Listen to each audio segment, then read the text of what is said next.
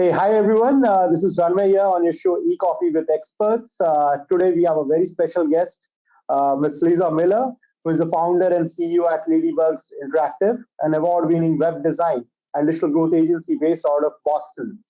Lysa also runs the Metro West Women's Network online marketing referral group of around 5,000 local women with the goal to empower and help other women grow.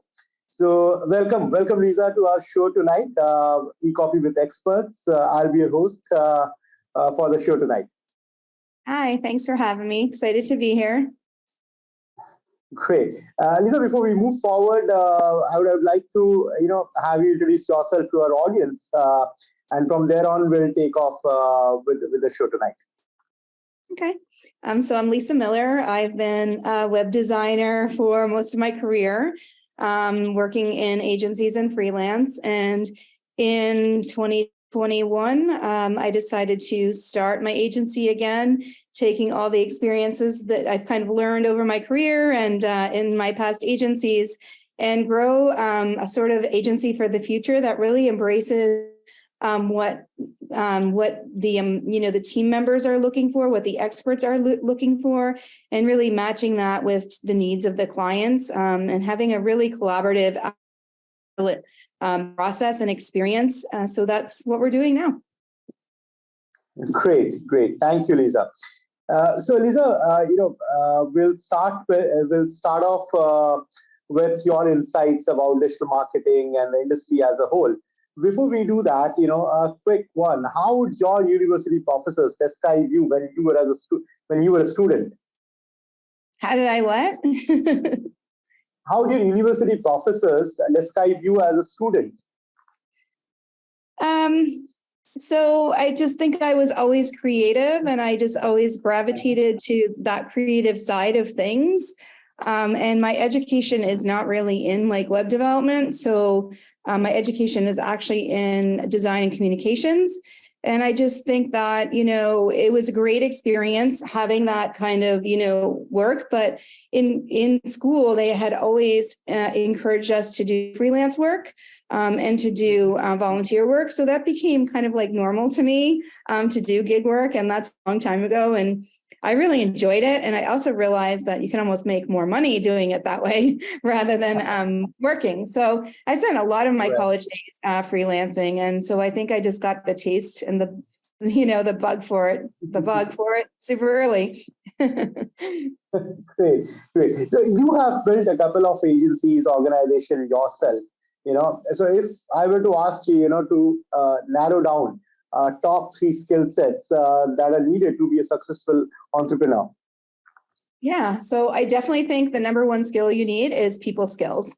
I mean, I think that is the number one skill, like being great with people, being great with clients, being able to build relationships, being able to communicate really well. That is the foundation for being an entrepreneur. I think something else that, that you need to have is experience doing hard work.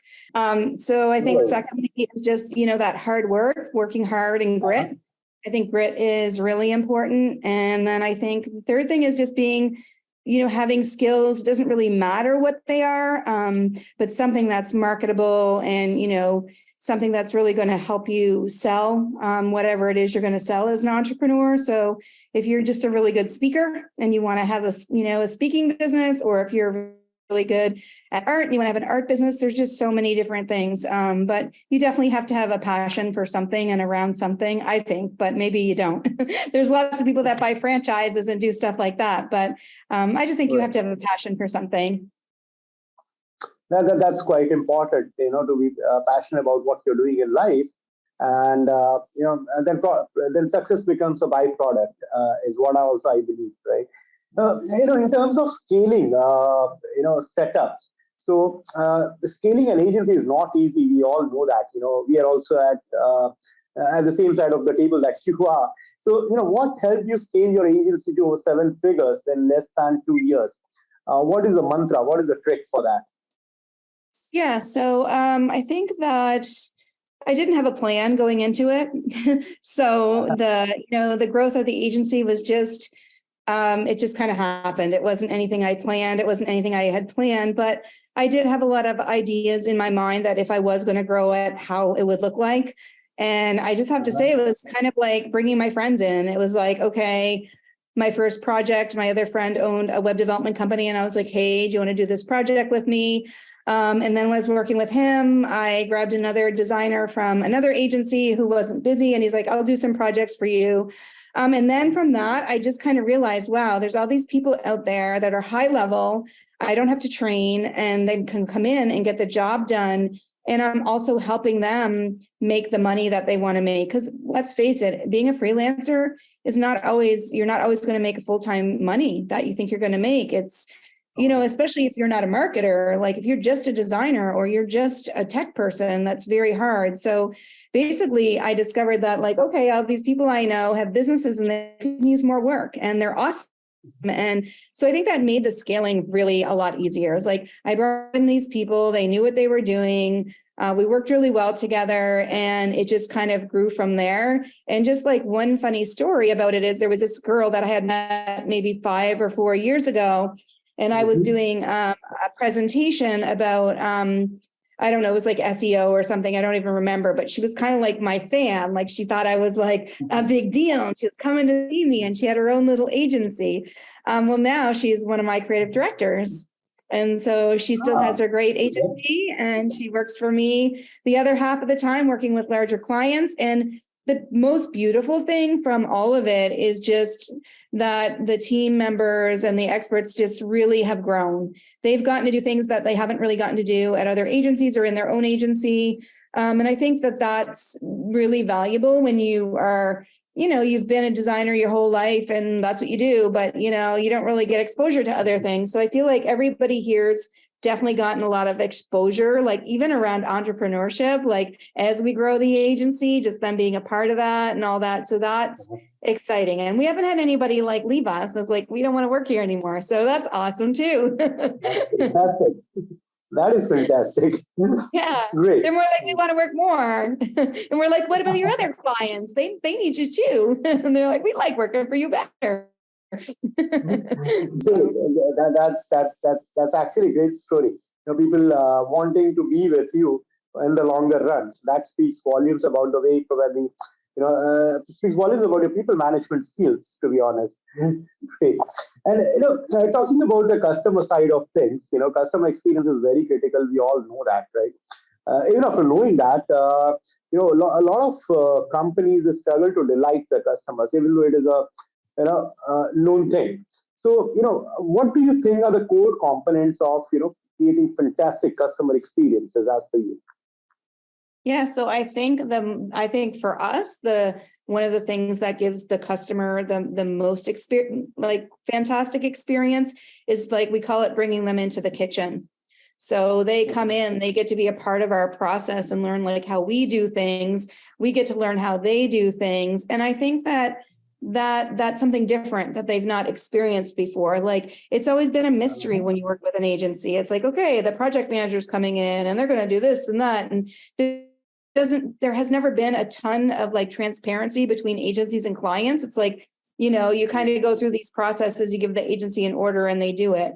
So this is like a lot more collaborative. So I feel like the client is very excited because they know what we did and why, and they can explain that to anybody and they're on board with that.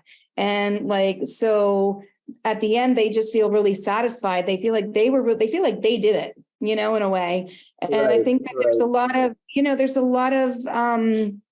joy around that, when you, especially if you're like working at a company and you're doing the same thing there every day and you don't get exposure to this. I think that's definitely part of it. And just having that access to everybody on the team, being able to talk to the designer when they want, being able to talk to the development team when they want, being able to talk to like the SEO expert and the content expert throughout the process.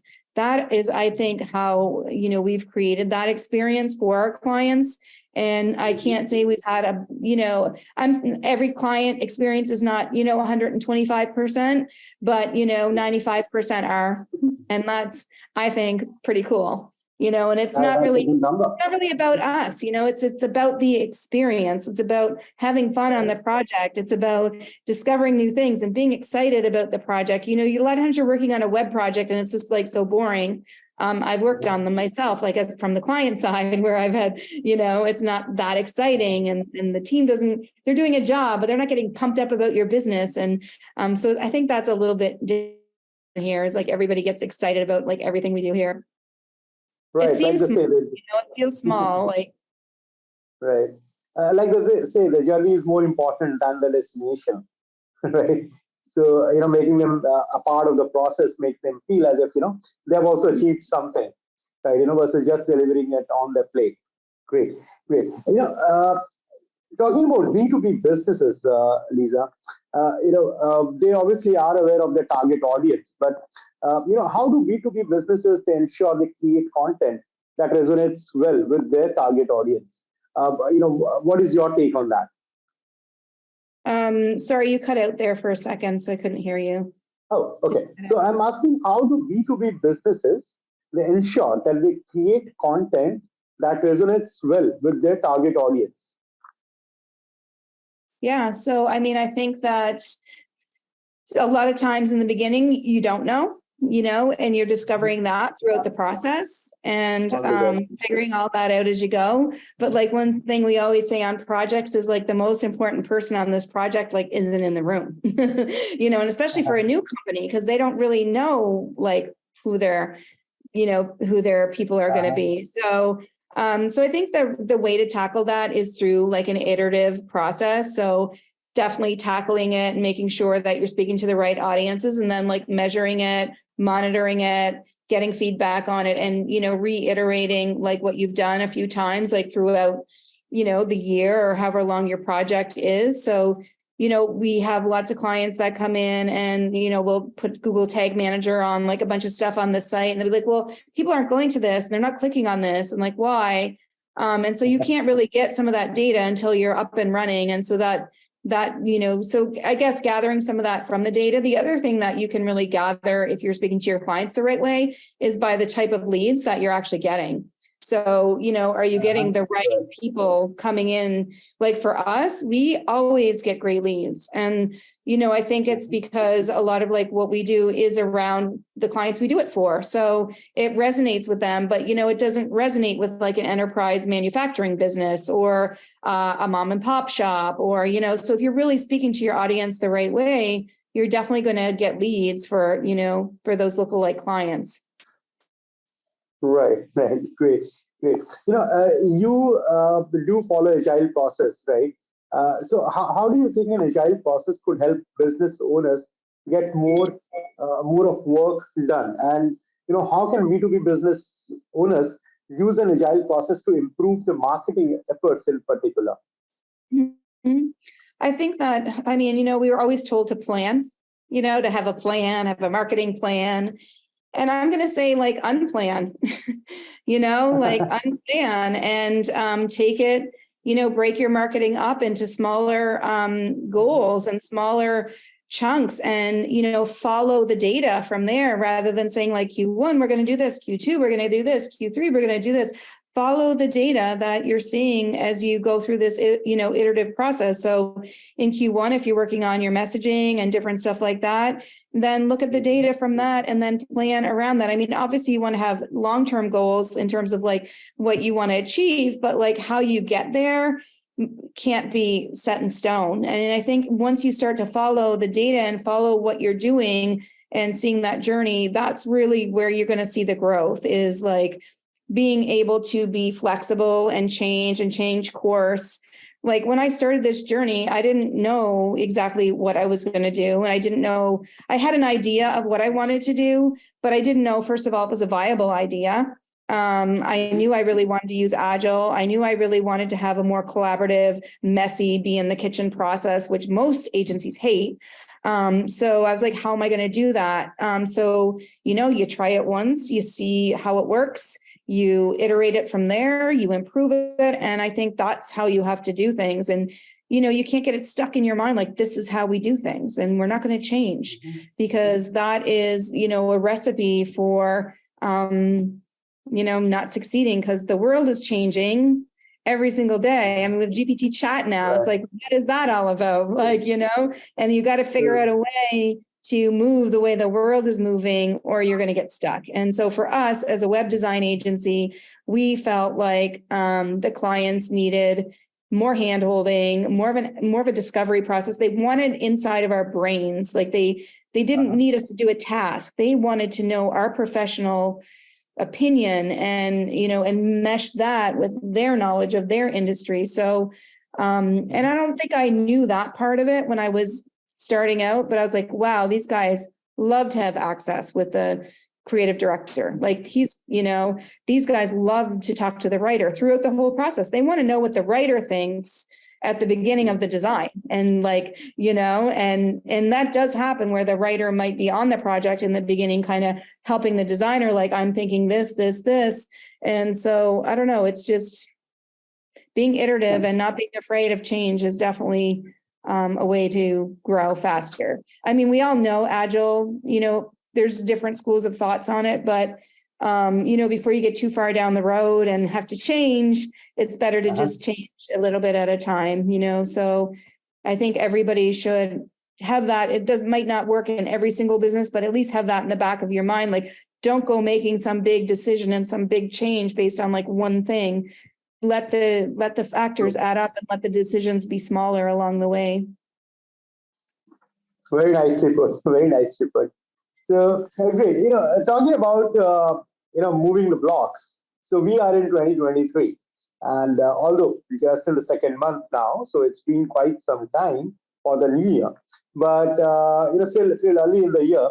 So I would like to ask one thing. What are your thoughts on how do you see the B2B marketing shaping up throughout this year, throughout 2023?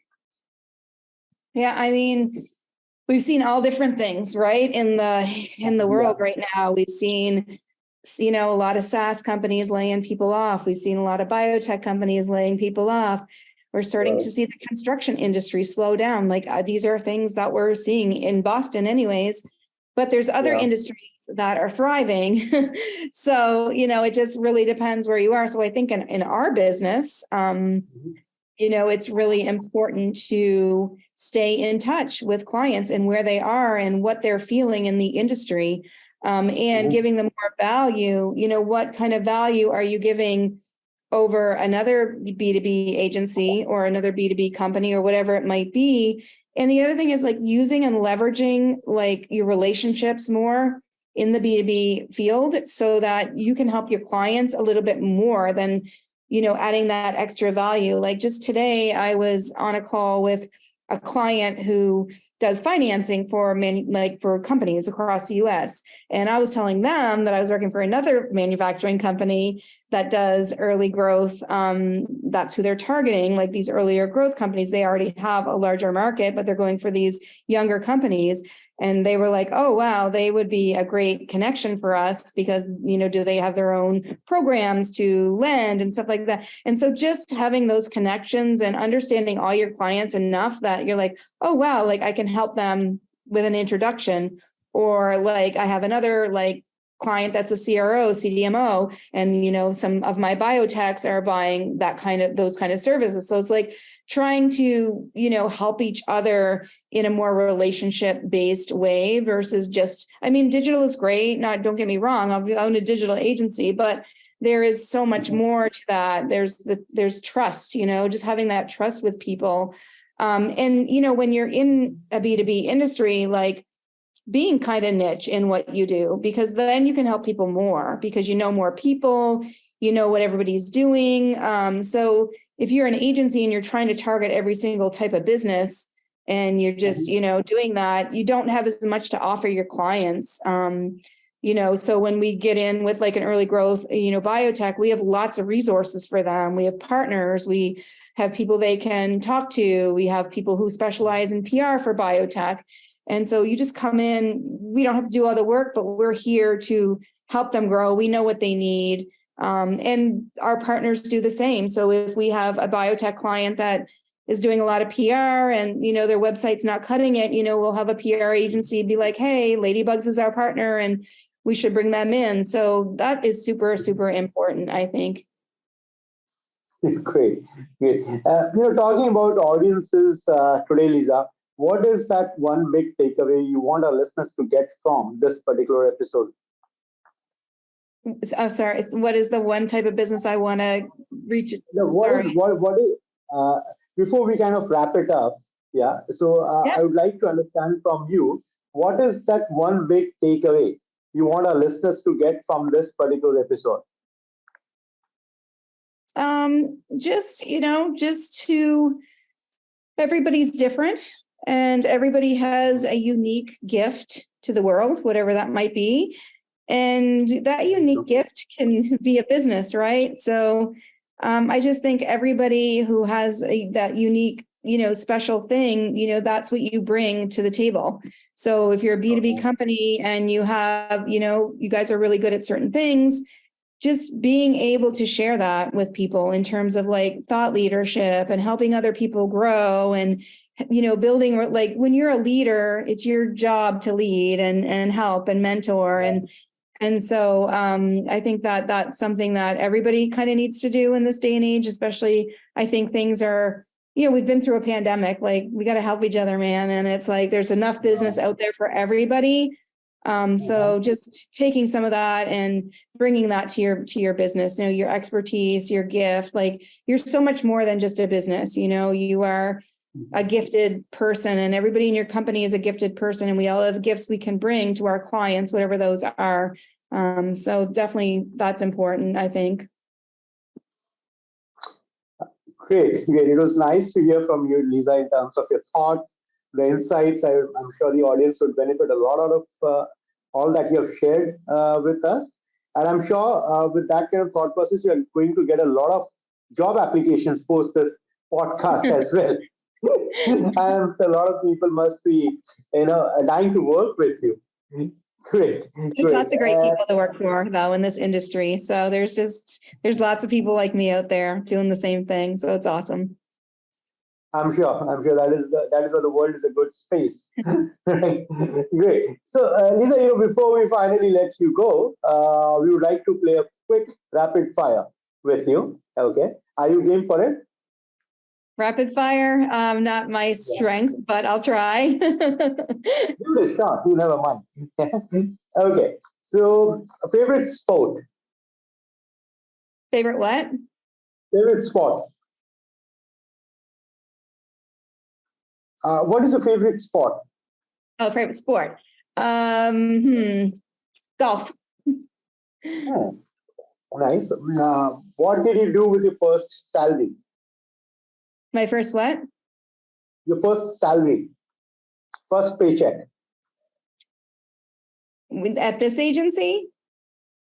It's on my wall. First one, No,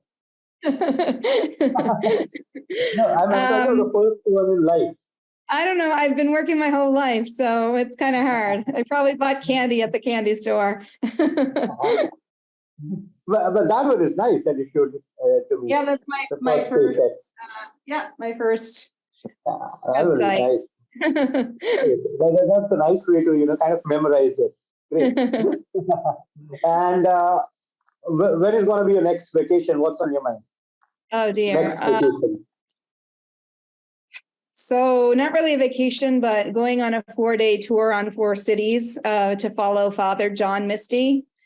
So New York City, Providence, Rhode Island, Northampton, Massachusetts, and Portland, Maine, 4 nights of Father John Misty only in April.